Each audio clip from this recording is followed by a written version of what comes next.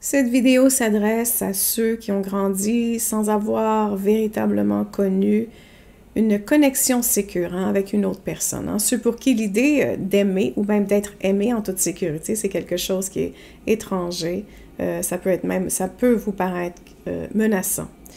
Avant de débuter, si vous cherchez un chemin pour vous reconnecter à vous-même, réguler vos émotions, sachez que mon programme Régulation émotionnelle, on travaille justement à reconstruire l'intelligence émotionnelle. C'est une base qu'on n'a pas reçue enfant. Alors, pourquoi l'amour de soi, c'est si difficile quand on n'a jamais connu de sécurité affective? Quand on n'a jamais eu de lien d'attachement sécurisant, on n'a jamais expérimenté ce que c'est que d'être aimé dans la sécurité, sans condition, avec respect, avec bienveillance. Et donc, il y a des conséquences, vous l'aurez deviné, c'est que l'intimité devient une zone de danger. Plus on s'approche de quelqu'un, plus le cerveau va activer des mécanismes de défense.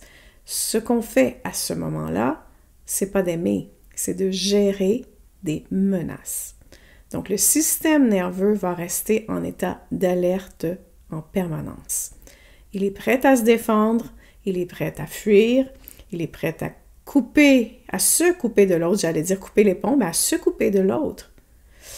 Et donc, il y a des mécanismes de défense qui vont se mettre en place. Quand il n'y a jamais eu de modèle d'amour sécure, les relations vont devenir compliquées. On ne sait pas comment aimer, on ne sait pas comment recevoir de l'amour. Alors, ce qu'on fait, c'est qu'on adopte des comportements de survie.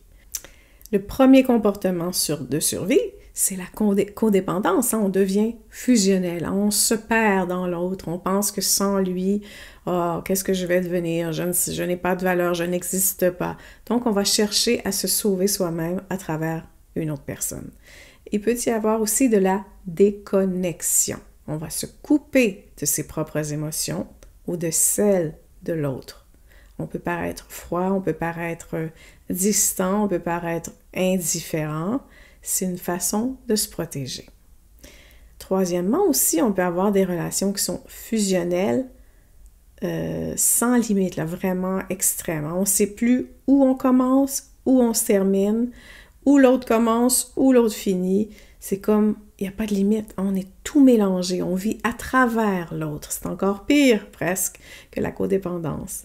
Et il y a le repli total, une espèce de cut-off. On coupe le lien, on évite l'intimité, on s'isole parce que se rapprocher, c'est trop dangereux. Alors, c'est pas de l'amour, on vous aurait compris, c'est de la gestion de menace. Alors, quand on fonctionne comme ça, c'est pas de l'amour, c'est un système de survie.